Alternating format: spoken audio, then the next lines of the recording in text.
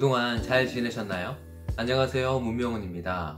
오늘은 듣도 보도 못한 책 특집입니다.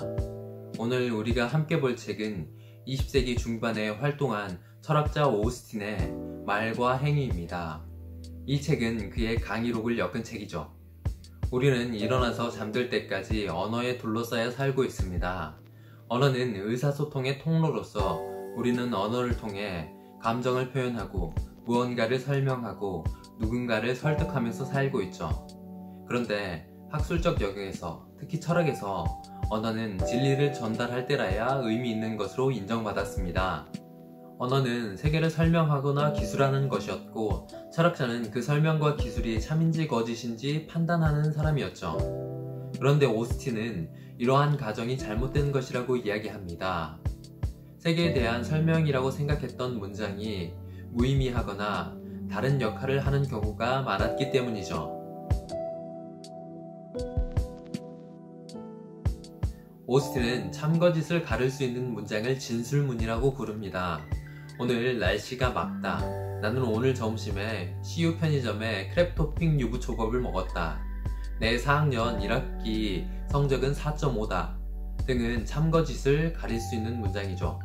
그런데 진술문처럼 보이지만 참거짓을 따지는 게 의미 없는 경우도 있습니다.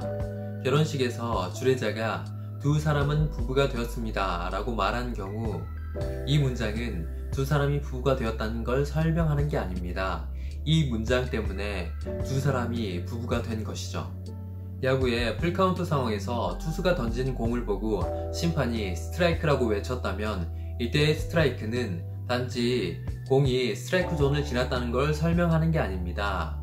스트라이크라는 말이 아웃 카운트를 결정하는 역할을 하죠. 특정 상황에서 언어는 현실을 구성하고 창조하는 역할을 합니다.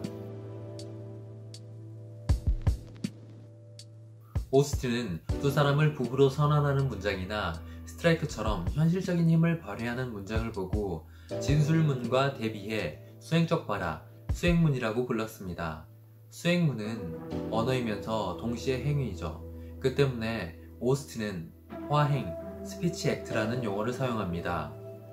우리가 사무실에서 일하고 있는 상황을 가정해 봅시다. 누군가가 점심때가 다 되어 배고프다 라는 말을 합니다. 그런데 이때 이 사람은 배가 고픈 상태를 표현하려고 하는 게 아닙니다. 화자는 이 말을 통해 동료들에게 점심 먹으러 가자 라는 의사를 표현한 것이고, 이 말을 들은 동료 직원들은 주섬주섬 옷가지를 챙겨 식당으로 향하죠. 언어는 문장이 가진 원래 의미에서 벗어나 사람들의 반응에 영향을 줍니다. 언어와 행위 사이의 차이는 우리가 생각하는 것만큼 크지 않죠. 언어는 현실을 움직이는 힘을 갖고 있습니다.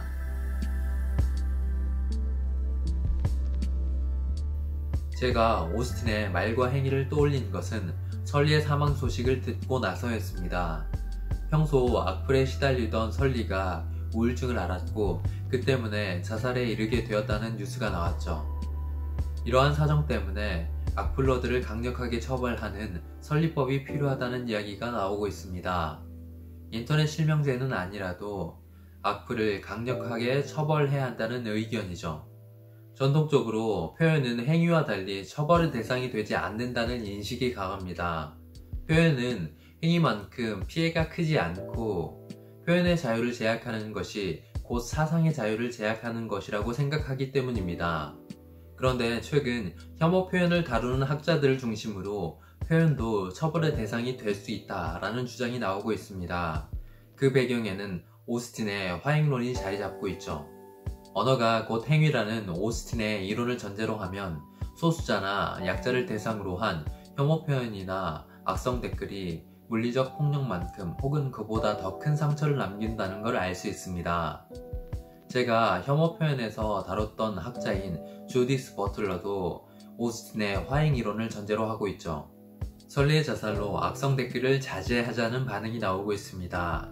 그렇지만 이런 자정작용만으로는 상황이 크게 달라질 것 같지 않습니다. 자유에는 항상 책임이 따릅니다. 우리가 표현의 자유에 걸맞은 책임에 대해 고민해 봐야 할 때입니다. 지금까지 오늘의 책 오스틴의 말과 행위였습니다. 다음 시간에 만나요.